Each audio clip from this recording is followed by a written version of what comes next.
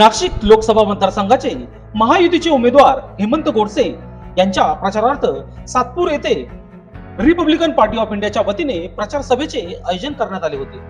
या प्रचार सभेत आयोजन आरपीआय उत्तर महाराष्ट्र अध्यक्ष प्रकाश लोंढे व पीएल ग्रुप संस्थापक अध्यक्ष भूषण लोंढे व तसेच माजी नगरसेविका दीक्षा लोंढे यांच्या आयोजनानुसार करण्यात आले होते।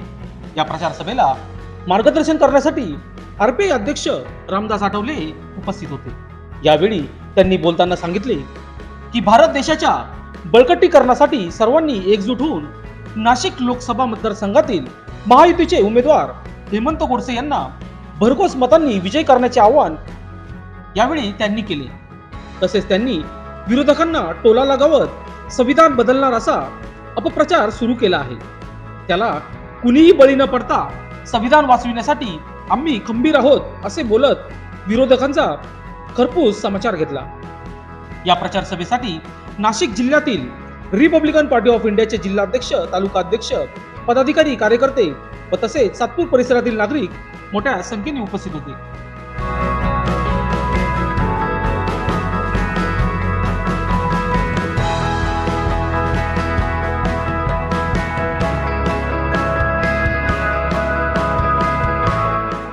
दरम्यान या प्रसंगी स्टेजवर केंद्रीय मंत्री रामदास आठवले, महातेकर साहेब, महायुतीचे उमेदवार हेमंत गोडसे, पप्पू रायते, जिल्हा नेते प्रकाश लोंढे, आमदार सीमा हिरे, अजय बोरस्ते, पीएल ग्रुप संस्थापक अध्यक्ष भूषण लोंढे, दानशूर, दीपक लोंढे, अर्जुन पगारे, संजय भालेराव, माजी नगरसेविका दीक्षा लोंढे, अंकुश पवार, अमोल पगारे, मोनाली जाधव तसेच रिपब्लिकन पार्टी ऑफ इंडिया पदाधिकारी व पीएल ग्रुप पदाधिकारी व तसेच महाराष्ट्र माथाडी कामगार सेनेचे पदाधिकारी मोठ्या संख्येने उपस्थित होते। महाविकास आघाडीच्या उमेदवारांनी प्रचारात मुद्दा आणला आहे गद्दार, पण आठवले साहेब तुम्ही असल्यानंतरून त्यांना महाराष्ट्रातलं 100% आपण करणार हद्दपार। त्या प्रचाराची धुरा ज्या खांद्यांवर आहे त्यात प्रामुख्याने प्रकाशजी लोंढे त्यांचा खूप सिंहाचा वाटा आहे आणि जिथे जिथे फिरताना सांगतो लोंढे साहेब तुम्ही आले म्हणजे आम्ही तुम्ही सांगणार तिथं मतदान देणार। म्हणजे मी ज्या ज्या ठिकाणी गेलो त्या त्या ठिकाणी मी या सर्व गोष्टी बघतोय। खरं तर आपण ज्यांना ऐकायला आलेले आहात असे आठवले साहेब यांचं अंत भाषण आहे आणि निश्चित आपण त्यांच्या विचार ऐकण्यासाठी आतुर असाल, परंतु आठवले साहेब मी आपल्यासाठी एक येत महायुतीचे उमेदवार हेमंतप्पा गोडसे यांना विजयी करण्यासाठी या विजय संकल्प मेळाव्याचं आयोजन इथे करण्यात आलेलं आहे। सर्वांनी 20 तारखेला धनुष्यबाण ही निशाणी लक्षात ठेवून प्रचंड मताने आपल्याला हेमंतप्पांना विजयी करायचं आहे। करायचं ना? कोणती निशाणी आहे? बरोबर, सर्वांनी लक्षात ठेवून धनुष्यबाण निशाणी ही बटन दाबायचं आहे। मला आठवतं माझी ज्या वेळेला विधानसभेची निवडणूक झाली होती त्यावेळेला देखील आपण इथे रामदासजी आठवले यांची सभा इथे घेतलेली होती आणि ही सभा घेतल्यानंतर खरोखर पूर्ण वातावरण इथलं बदललं होतं, कारण मोठ्या प्रमाणात इथे वसाहत आपली इथे आहे आणि त्यामुळे खूप मोठं चांगलं इथे मताधिक्य आपल्या सगळ्यांच्या सहकार्यामुळे इथे मिळालेलं होतं आणि त्यामुळे मला खात्री आहे की निश्चितच आपल्याला या लोकसभेसाठी हेमंतप्पांना देखील मोठं मताधिक्य आपल्या सगळ्यांच्या माध्यमातून निश्चित मिळेल। आदरणीय पंतप्रधान नरेंद्रजी मोदी हे तिसऱ्यांदा पंतप्रधान होणार आहेत, त्यांची हॅट्रिक आपल्याला करायची आहे आणि त्यांचे हात बळकट करण्यासाठी आपल्याला पुन्हा एकदा हेमंतप्पांना मतदान करायचं आहे। आदरणीय मोदीजींनी आपण बघितलं असेल की विविध अध्यक्षांनी चांगली भूमिका मांडली की 2 वेळेचा अनुभव असल्यामुळे त्यांना ते गेल्यानंतर लगेच लोकांच्या सेवेची कामं सुरुवात करू शकतात। नवीन जर कोणी गेला तर मग त्याला पहिल्यांदा ते संसद समजून घेणे, तिथं जाऊन काय करायचं याविषयीची माहिती घेणे यातच त्याचा सगळा वेळ निघून जातो।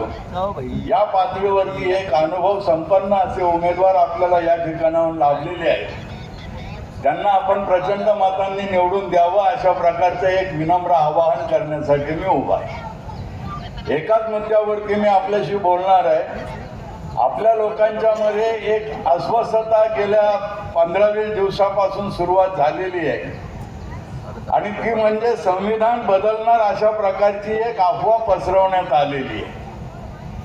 भाजपची जर पुन्हा सत्ता आली किंवा भाजपच्या नेतृत्वाखाली या देशाचं राजकारण सुरू झालं तर देशाचं संविधान धोक्यामध्ये येईल अशा प्रकारची अफवा पसरवण्यात आलेली आहे आणि संविधानावरती आपला एवढा जीव की प्राण आहे की त्यामुळं कार्यकर्त्यांच्या मध्ये समाजामध्ये एक प्रकारची अस्वस्थता तयार झालेली.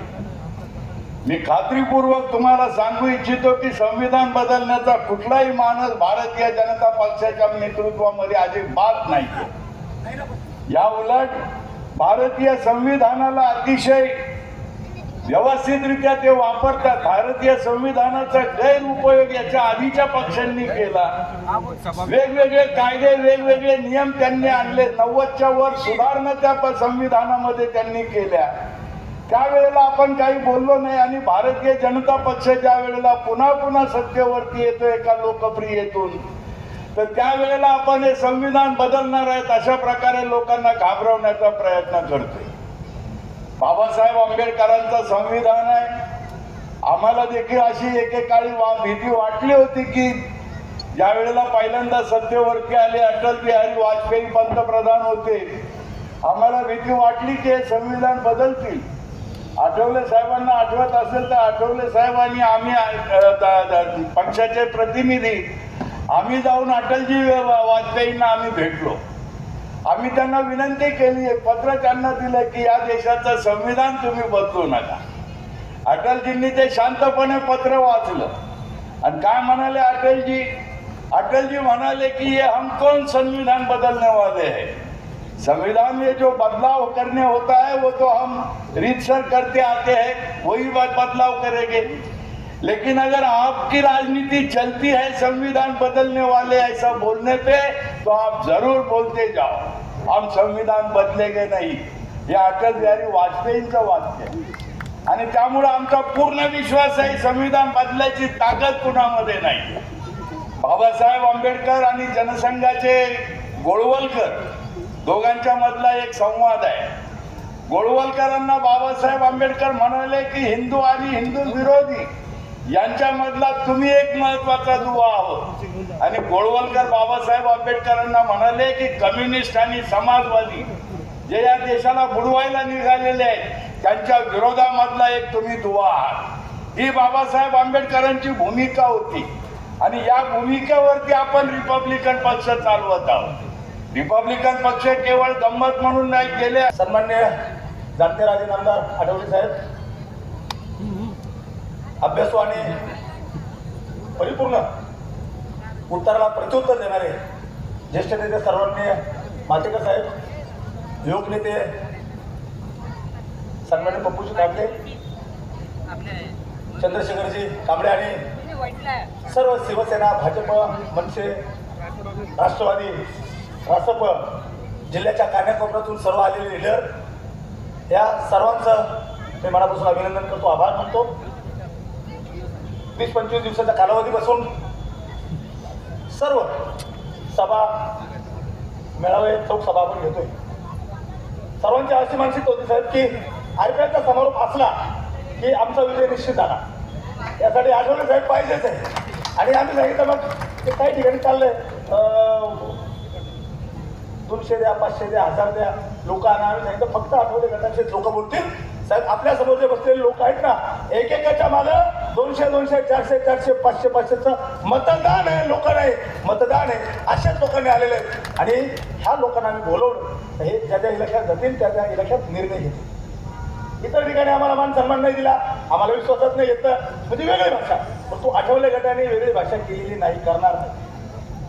तळीपासून शालीपासून रॅलीपर्यंत जे जे आम्हाला शक्य असेल ते ते आम्ही आणण्याचा प्रयत्न करतो. माझ्या समोर बसलेल्या आहे बहिणी लिखी बाळी त्यांची मानसिकता असते की आम्ही नेहमी आठवड्याभरात चारोळ्याच्या माध्यमातून पंतप्रधान शेजारी असेल रॅलीमध्ये असेल भाषण करत असताना आम्ही ऐकतो. मात्र प्रत्यक्ष आम्हालाही संधी द्या आणि ती सभा इकडे तिकडे लावण्यापेक्षा आपल्या सातपूर शहरात लावा. आणि म्हणून तुमच्या खात्रीत तुमच्यासाठी ही सभा विशेष उमेदवाराची इच्छा असल्यामुळे ही सभा लोंढे मार्गात लावी. कारण लोंढे मार्ग हा जर नाव आला की सर्व मतदानाचे सर्व लोंढे माझ्या मागे पळतील. जो 3ऱ्या वर्षाचा इतिहास आहे तो सुद्धा मला संपन्न करता येईल. अशा पद्धतीनं ती यंत्रणा सक्षमतेने राबवायचा प्रयत्न केला. संभ्रम निर्माण केला संविधान आणि मुखांनी संविधान बदलता. आम्ही सांगितलं की संविधान हे सोपी बाब नाही. खऱ्या अर्थानं मोदी साहेबांना आमचा इथला उमेदवार जरी हेमंत आप्पा असतील किंवा आमची भारतीताई असेल किंवा भामरे पाटील असेल, आम्ही त्यांना उमेदवार समजत नाही. आम्ही स्वतः उमेदवार आहोत. त्या पद्धतीने आम्हाला लढायचंय, आम्हाला कामकाज करायचंय. 370 कलम रद्द झाल्यामुळे साहेब इथं सर्व परिपक्व लोक आहेत, अभ्यासू लोक आहेत, तज्ञ आहेत की 370 रद्द झाल्यावर काय झालं खरं, जमिनी घेतल्या का, जमिनी घेतली का, या वादात आम्ही पडणार नाही. परंतु आम्ही 10 वेळा सांगत असतो की डॉक्टर बाबासाहेब आंबेडकर जरी संविधान करते असले परंतु खऱ्या अर्थानं परिपूर्ण संविधान झालेलं नव्हतं. कारण जोपर्यंत काश्मीरमध्ये तिरंगा झेंडा फडकत नाही तोपर्यंत खऱ्या अर्थानं हे संविधान परिपूर्ण त्याचा वापर होत नाही असं आमचं मत होतं. आणि ते मोदी साहेबांच्या नेतृत्वाखाली नामदार आठवले साहेबांच्या ताकदीला बरोबर त्यांच्या रेट्यानं तिथं तिरंगा झेंडा फडकला. याचा अर्थ तिरंगा झेंड्याला आम्ही महत्व देतो, पण त्यामध्ये असलेला आमचा अशोक चक्राला सुद्धा आम्ही त्याच पद्धतीने महत्व देतो. कारण खऱ्या अर्थानं परिपक्वता निर्माण होते. का आम्ही महत्व देतो मोदी साहेबांना आणि आठवले साहेबाला की जे संसद भवन निर्माण झालं त्या संसद भवनाला संविधान बदलायची भाषा दूर राहिली, पण संसद भवनाला हे अर्थ का नाही, त्या संसद भवनाला सुद्धा माननीय मोदी साहेबांना संविधान भवन हे नाव दिले. हिंदू मिलचा प्रश्न असेल आणि कसे प्रश्न असतील ते निर्माण करून सोडवण्याचा जिद्दीने जो प्रयत्न केला, वरती जिद्दीने जे प्रयत्न केले. बंधू आणि भगिनींनो,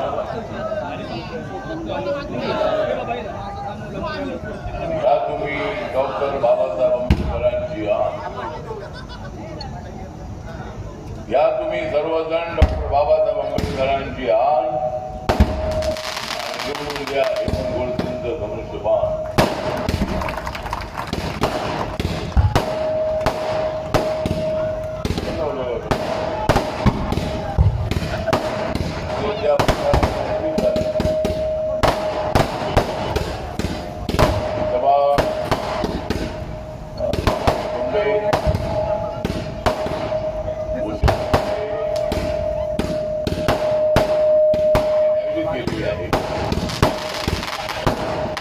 मुंबईवरून आमचे राष्ट्रीय महासचिव अविनाश मांजरेकर, युवक आरटीआयचे अध्यक्ष बाबदे, चंद्रशेखर कांबळे आवर्जून माझ्यासोबत आलेले आहेत. या ठिकाणी आपले आमदार दिले.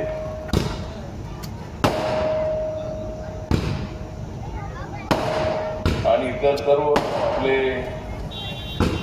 मनसेचे नेता प्रमुख आमचे पवार, बाकी शिवसेना, आरपीआय, बीजेपी, मनसे अशा सर्व आपल्या महायुतीच्या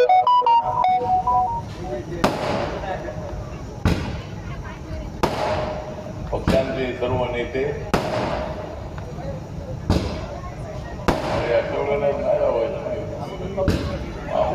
मानावर निवडून आलेले हेमंत आप्पा दिल्लीमध्ये आपल्या नाशिकच्या प्रश्नांवरती सातत्याने आवाज उठवताना मी पाहिलं. अनेक वेळेला त्यांच्या आणि माझी भेट झाल्यानंतर नाशिक बद्दल त्याने अत्यंत आपुलकीनं माझ्याशी चर्चा केलेली आहे. नाशिकचे प्रश्न सुटावेत यासाठी त्यांनी सातत्यानं धडपड केली आहे. तिकीट मिळण्यासाठी थोडा उशीर झाला, प्रचाराला उशिरा सुरुवात झाली, तरी आम्हाला खात्री होती की या ठिकाणी हेमंत आप्पा अत्यंत मनमिळावू माणूस आहे, माणसातला माणूस आहे, माणसाला न्याय देण्यासाठी सातत्यानं धडपड करणारा माणूस आहे. आणि अशा व्यक्तीला, अशा नेत्याला तिकीट मिळावं अशा पद्धतीची आमची इच्छा होती. आणि त्याप्रमाणे तिसऱ्यांदा हेमंत आप्पांना नाशिकचं प्रतिनिधित्व करण्याची संधी मिळालेली आहे. एक गोष्ट मी आपल्याला सांगतो की नरेंद्र मोदीजी यांना बुद्धांच्या बद्दल प्रचंड अशा पद्धतीचा आदर आहे. ते ज्यावेळेला मुख्यमंत्री होते गुजरातचे, त्यावेळेला त्यांचा जो मुख्यमंत्र्यांचा बंगला आहे, त्या बंगल्याच्या बाहेर त्या ठिकाणी जवळजवळ 5-6 फुटाची बुद्धाची मूर्ती आहे. नरेंद्र मोदी तेली समाजाचे आहेत, ओबीसी समाजाचे आहेत. ज्यावेळेला ते मुख्यमंत्री होते त्यावेळेला गांधीनगरमध्ये जे मंत्रालय आहे, त्या मंत्रालयाच्या बाहेर जवळजवळ 10-12 फुटाची बुद्धाची मूर्ती आहे. ते सुद्धा हिंदू आहे. देशामध्ये हिंदूंची संख्या मोठी आहे. एक काळ हेमंताप्पा असा होता की 2500 वर्षापूर्वी सगळे आपण बघत होतो. सिद्धांत गौतम बुद्धांना ज्ञानप्राप्ती झाली बोधगयामध्ये. त्यानंतर हा जो विचार होता, विचार समतेचा विचार होता, मानवतेचा विचार होता. प्रत्येक माणसाच्या मनामध्ये एक जिव्हाळा निर्माण करणाराच विचार होता. माणसाला माणसाची जोडणाराच विचार होता. विज्ञानावर आधारलेला तो विचार होता. मेडिटेशनच्या माध्यमातून आपल्याला कसे औषधाची आवश्यकता नाही. रोज मेडिटेशन 1-2 तास आपण केलं तर कुठल्या गोळीची आवश्यकता नाही, कुठल्या औषधाची आवश्यकता नाही, इंजेक्शनची आवश्यकता नाही. तर मेडिटेशन जे आहे ते बुद्धाच्या काळापासून आलेलं आहे. विपश्यना जी आहे ती विपश्यना केल्यामुळं आपलं शरीर हे अत्यंत सुदृढ होतं. तर एक काळ असा होता. नंतर आपल्या देशामध्ये हिंदू धर्माची संख्या मोठी आहे. आपल्या देशामध्ये बौद्ध धर्माचे लोक राहतात. आपल्या देशामध्ये मुस्लिम धर्माचे लोक राहतात. जैन आहेत, पारशी आहेत, लिंगायत आहेत, शीख आहेत. अनेक धर्मांचे लोक आपल्या देशामध्ये राहतात. आपल्या देशामध्ये 6000 जाती आहेत. आपल्या देशामध्ये 18-20 भाषेचे लोक राहतात. तरी सुद्धा या देशातल्या 140 कोटींना एकत्र बांधण्याचा प्रयत्न जर कुणी केला असेल, त्यांचं नाव आहे डॉक्टर बाबासाहेब आंबेडकर. बाबासाहेब आंबेडकरांचं संविधान एवढं मजबूत आहे की त्या संविधानाला कोणी हात लावू शकत नाही. जो कोणी हात लावेल त्याचा हात जळून गेल्याशिवाय राहणार नाही. जो कोणी त्याला हात लावेल तो उद्ध्वस्त झाल्याशिवाय राहणार नाही. जर त्याला हात लावला की त्याचा शॉक लागतो, अशा पद्धतीचा त्याला शॉक लागल्याशिवाय अजिबात राहणार नाही. त्यामुळे संविधान एवढं पॉवरफुल आहे, त्याच्यामध्ये एवढी पॉवर आहे, त्या संविधानाला कुणीच हात लावू शकत नाही.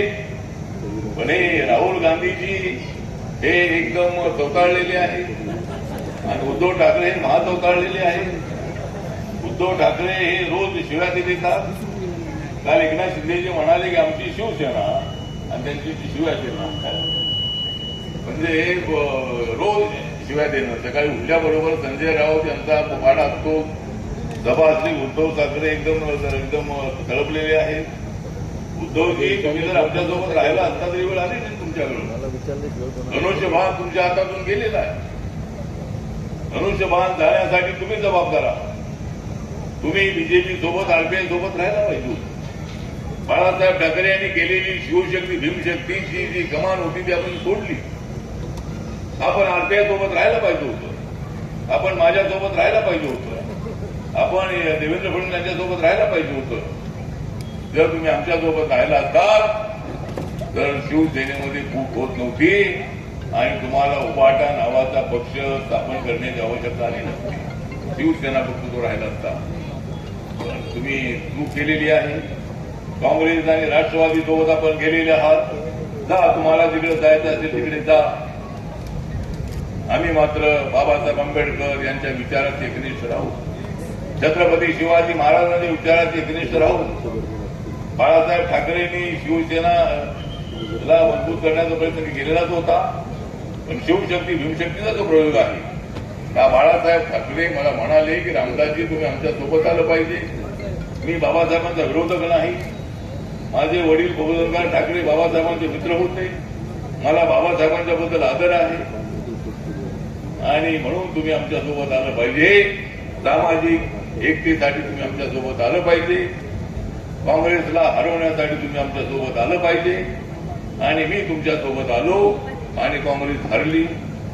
त्यांच्यासोबत मी जातो. मी ज्यावेळेला काँग्रेस सोबत होतो त्यावेळेला शिवसेना भाजप हरली, म्हणजे मी ज्यांच्या बाजूला जातो ते निवडून येतात आणि मी ज्यांच्या विरोधामध्ये जातो त्यांचा सत्यानाश होतो. त्यामुळं या ठिकाणी आमची मोठी ताकद आहे. माझा पक्ष छोटा आहे. सगळे माझे कार्यकर्ते जे आहेत ते सगळे उपाधी तापाचे राहणारे आहेत आणि जरी ते उपाधी तापाचे राहणारे असले तरी बरेच कार्यकर्ते नॉनव्हेज आहेत, म्हणजे मजबूत आहे. आणि अलीकडे खाण्यापिण्याचा काय विषय जो आहे त्या पद्धतीवर आपल्याला पक्षाची बांधणी करावी लागेल. नगरपालिका आहे, महानगरपालिका आहे, जिल्हा परिषद आहे, पंचायत समिती आहे, ग्रामपंचायत आहे. पक्ष आपल्याला बांधायचा आहे आणि हेमंत अप्पांचा पाठिंबा आपल्याला आहे. पुढच्या काळामध्ये ज्यावेळेला महानगरपालिका होईल त्यावेळेला कधीतरी जर आपल्या शेड्यूल कास्टसाठी जर महापौरपद जर रिझर्व झालं तर त्यावेळेला प्रकाशला महापौर आपण केल्याशिवाय त्यासाठी नक्की हेमंत अप्पांना करायला लागेल. त्यामुळे आपल्याला हे सगळं काम हळूहळू करायचं आहे आणि त्यासाठी आज मी या ठिकाणी आलेलो आहे. हेमंत अप्पांना निवडून देण्यासाठी आणि नरेंद्र मोदींची हात बळकट करण्यासाठी. नरेंद्र मोदींनी जो पारदा नारा जो दिलेला आहे त्याच्या पाठीमाग उद्देश एवढाच होता की आम्ही देशामध्ये लोकांचं काम केलेलं आहे. महिलांना आरक्षण दिलेलं आहे, महिलांना वनधन आरक्षण दिलेलं आहे आणि बाबासाहेब आंबेडकरांची अनेक स्मारकं पूर्ण केलेली आहे. मुंबईमध्ये हिंदू मिलचं स्मारक जवळजवळ 1213 कोटी करून त्या ठिकाणी भव्य दिव्य स्मारक होत आहे. त्या ठिकाणी बाबासाहेब आंबेडकरांचा 350 फुटाचा पुतळा अमेरिकेमध्ये स्टॅच्यू ऑफ लिबर्टीची जेवढी उंची आहे त्याच्यापेक्षा जास्त उंच असणारा बाबासाहेबांचा पुतळा आहे आणि तो पुतळा जो आहे हा त्या अरबी समुद्राच्या बाजूला दिमाखामध्ये सगळ्या लोकांना आदेश देत राहणार आहे की याद राखा माझं संविधान हे सगळ्या देशासाठी आहे, हिंदूंसाठी आहे, मुस्लिमांसाठी आहे, बौद्धांसाठी आहे, जैनांसाठी आहे, शीखांसाठी आहे. हे संविधान अजिबात कुणी बदलू शकत नाही आणि जर कोणी संविधान बदलायला आलं तर त्यांनी आम्हाला सांगितलेलं आहे की तुम्ही स्वतःचा जरी वाटेल ती किंमत मोजावी लागली चालेल पण या देशाचं संविधान बदलणार नाही. कारण संविधान बदललं का देश धोक्यात आल्याशिवाय राहणार नाही. संविधान बदललं तर या देशामध्ये धार्मिक अशा पद्धतीचा संघर्ष चालू होण्याची शक्यता आहे. त्यामुळे संविधान बदलणार नाही आणि नरेंद्र मोदी यांनी आश्वासन दिलेलं आहे. काल त्यांनी चैत्यभूमीला जाऊन बाबासाहेब आंबेडकरांच्या चैत्यभूमीचं दर्शन घेतलेलं आहे. त्यांनी खाली माथा टेकून त्यांनी बाबासाहेबांचे आशीर्वाद घेतलेले आहेत आणि बाबासाहेब आंबेडकरांच्या विचाराशी ते त्याचे एकनिष्ठ आहेत. त्यामुळं मी जास्त बोलत नाही. या ठिकाणी हेमंत गोडसे जे आहेत ते अत्यंत ऍक्टिव्ह असणारे आपले उमेदवार आहेत. अप्पा आणि महाविकास आघाडी वालो तुमको जो करना है वो करो आड़ से. महाविकास आघाड़ी वालों तुमको जो करना है वो करो आड़ से, लेकिन यहाँ चुनकर आने वाले हैं हेमंत गोडसे. या ठिकाणी चांगल्या मताने निवडून येणार आहे. माझा पक्ष हेमंतजी आपल्या पाठीची ताकदीने उभा आहे आणि आपल्याला निवडून येण्यामध्ये कशी अडचण येणार नाही. आम्ही आपल्यासोबत आहोत एवढं सांगतो आणि माझे 2 शब्द संपवतो. जय भीम, जय भारत, जय महाराष्ट्र.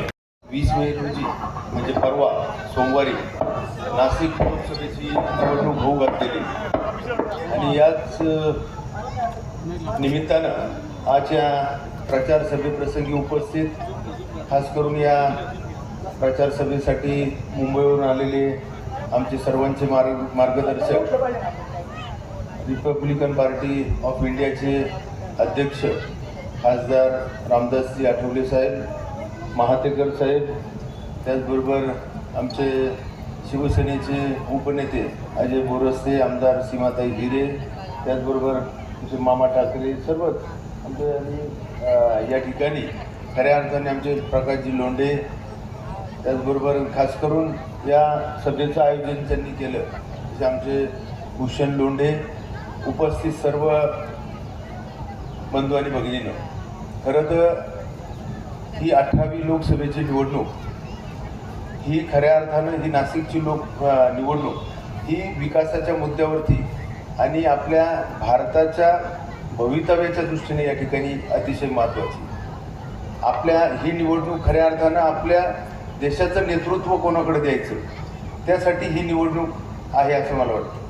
आणि म्हणून गेली 10 वर्षापासून म्हणजे मागचा 65 वर्षाचा कार्यकाळ आघाडीचा आणि त्यानंतर 10 वर्षाचा मोदी साहेबांच्या नेतृत्वाचा, याची जर तुलना आपण या ठिकाणी केली, मला असं वाटतं का या 10 वर्षामध्ये आपल्या देशाने अतिशय गतीने या ठिकाणी प्रगती केलेली. आपल्या देशाचा सन्मान इतर देशांमध्ये वाढत चाललेला आहे. या अगोदर आपण पाहत होतो का 10 वर्षापूर्वी आपले देशाचे पंतप्रधान ज्यावेळेस बाहेरच्या देशांमध्ये जायचे तर आपल्या कुठल्या रांगेत उभे राहायचे, परंतु आज आपल्या देशांचे पंतप्रधान मोदी साहेब ज्यावेळेस ऑस्ट्रेलिया, इंग्लंड, अमेरिकेसारख्या देशांमध्ये त्या ठिकाणी जातात तर त्यावेळेस त्यांचे पंतप्रधान त्यांच्या स्वागतासाठी त्या ठिकाणी येत असतात आणि म्हणून आपल्या देशाचा सन्मान वाढत चाललेला आहे. कोरोनाच्या काळामध्ये आपण पाहिलं तर आपल्या देशाला लागून जे इतर देश श्रीलंका, पाकिस्तान आणि युरोप हे आर्थिक अडचणीमध्ये त्या ठिकाणी आले. श्रीलंकेला तर लोकांनी राष्ट्रपतीच्या घरामध्ये जाऊन उद्रेक केला, पाकिस्तानच्या पंतप्रधानाला राजीनामा द्यायची त्या ठिकाणी वेळ आली, परंतु आपण या कोरोनाच्या काळानंतरही देखील त्या स्थिर स्थावर राहिलो आणि त्यात देखील आपण आर्थिक प्रगती या ठिकाणी केली. गेली 10 वर्षापूर्वी आपण आपला अर्थसंकल्पाचा बजेट होता 16 कोटी रुपये, 16 लाख कोटी रुपये, आता तो झाला 45 लाख कोटी रुपये. आपली आर्थिक व्यवस्था क्रमांक होता 10व्या स्थानावरती, आज आपण अर्थव्यवस्थेमध्ये 5व्या स्थानावरती आणि येणाऱ्या काळामध्ये आपण मोदी साहेबांना जर संधी दिली तर आपण राहणार आहोत 3ऱ्या क्रमांकावरती. आपल्या देशाला लागून इतर देशांमध्ये युद्ध सुरू आहेत, परंतु आपल्याकडे कोणी कानाडोळा करून पाहू शकत नाही असं खंबीर नेतृत्व आपल्या देशाला या ठिकाणी मिळालं आहे. 370 सारखा कलम असेल, राम मंदिर असेल, असे अनेक निर्णय, महत्त्वाचे निर्णय या काळामध्ये या ठिकाणी घेतले गेले. आपण जर एकीकडं मोदी साहेब पंतप्रधान म्हणून बघितले आणि इंडिया आघाडीचे जे इच्छुक उमेदवार आहेत, मग ते राहुल गांधी असतील, ममता बॅनर्जी असतील, केजरीवाल असतील व इतर इच्छुक पंतप्रधान पदाचे उमेदवार, असे 10 उमेदवार जरी एकत्र केले आणि त्यांचे गुण एकत्र केले तर मला असं वाटतं का ते मोदी साहेबांच्या समोर म्हणजे त्या मोदींनी इतके गुण त्यांना देखील त्या ठिकाणी मिळणार नाही. आणि म्हणून एक खंबीर नेतृत्व आणि एक दूरदृष्टी असलेलं नेतृत्व आपल्या देशाला लाभलेलं आहे. आपला देश हा प्रगतीपथावरती चाललेला आहे आणि म्हणून येत्या काळात त्यांना 3ऱ्यांदा पंतप्रधानपदी विराजमान करणं हे आपलं सर्वांचं कर्तव्य आहे. आपण देखील 10 वर्षापासून नाशिक लोकसभेच्या ठिकाणी काम करतो. हे काम करत असताना सातत्यानं नाशिकच्या अनेक विकासाचे मुद्दे घेऊन नाशिकच्या विकासासाठी आपण काम केलं. आपण सर्वांना या ठिकाणी विनंती आहे की येत्या 20 तारखेला परवा सोमवारी आपण सर्वांनी आपल्या सर्वच मित्रपरिवाराला, सर्व नातेवाईकांना या ठिकाणी सांगायचं आहे की अनुक्रमांक 2 धनुष्यबाणाचं बटन दाबून आपल्याला प्रचंड मताने या ठिकाणी विजयी करावं. आणि मला निश्चित विश्वास आहे का आपल्या विजयामध्ये RPIचा सगळ्यात मोठा वाटा या ठिकाणी राहील असा आपल्याला विश्वास आहे. एवढंच बोलतो आणि थांबतो. जय हिंद, जय महाराष्ट्र, जय भीम. लोकशास्त्र न्यूजसाठी बंटी आढाव, सातपूर.